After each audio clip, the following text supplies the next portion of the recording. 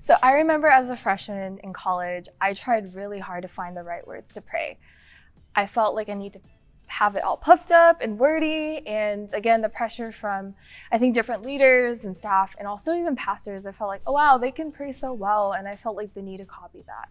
Well, again, prayer is not just about how well you can pray. And so I'm Winnie, and I'm on staff with the University of Louisiana at LSU, and I'm going to be teaching you guys how can I learn to pray well. Again, there's no magic formula, but I'm going to be sharing from my experience of what helped. So what is prayer? Prayer is a transparent conversation with God. It's a love relationship, right? So there's definitely a two-way conversation. So if you're friends, or like even if you're talking with your significant other, it's pretty transparent and raw, right? Like you're gonna tell each other like the deep stuff. That's similar, like having conversation with God. It's being transparent before Him. And so I want to share a couple things about prayer. So because it's a love relationship, there's gonna be commitment and change.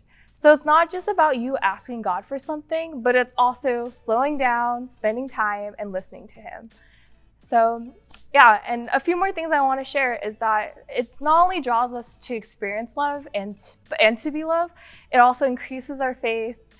It gives us a space to get closer to God, and our priorities are renewed. I think that's huge, and even self-understanding. So, but why is prayer so hard? I find prayer hard when I'm distant or I haven't really spent time with God. And when we're trying to exercise our prayer muscles, it's like we're training for anything, like, right? When you're doing a race or training for a sport, at first it's going to be hard and fatiguing. I mean, recently I've been climbing again, and it's really hard and fatiguing, but that's similar with prayer. At first it's hard, or maybe if you took a break from it, it is also hard. But I want to encourage you guys that when you train and you continue to pray and spend time with God, it's not about the words. It's not about how wordy is it or how well you can pray. Honestly, it's about the heart, and that's what God cares about. God answers prayers, and there's power in prayer.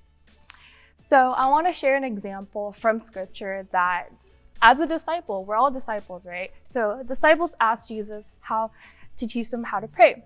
And so we're going to go into Matthew chapter 6, verse 9 through 13, and this is the Lord's Prayer. This then is how you should pray. Our Father in heaven, hallowed be your name. Your kingdom come, your will be done, on earth as it is in heaven.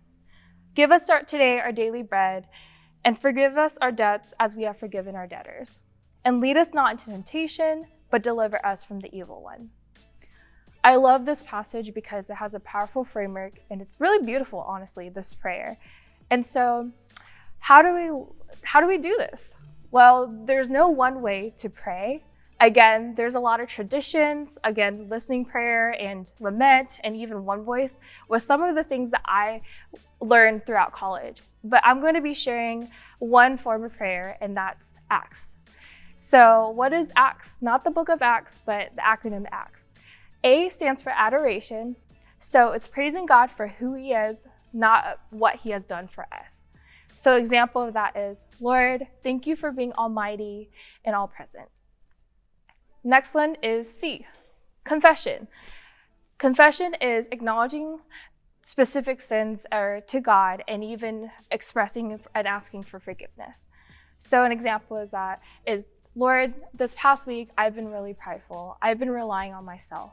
And so God, I ask for your forgiveness and to not rely on myself, but on you. And then T. T stands for thanksgiving.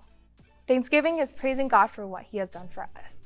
So, God, I thank you for the ways that you've been providing abundantly and the ways that you provided me a new job even recently. And then lastly, S stands for supplication. So it's praying on behalf of others or even ourselves, especially places where you're like, God, I just want to pray for my family and my friends.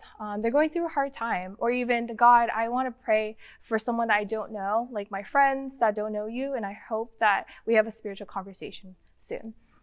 And so as you go through Acts and through this prayer, I hope that you practice. And if you want to practice with a coach or a staff, feel free to reach out, but feel free to grab your worksheet and start going through this module again and practice praying.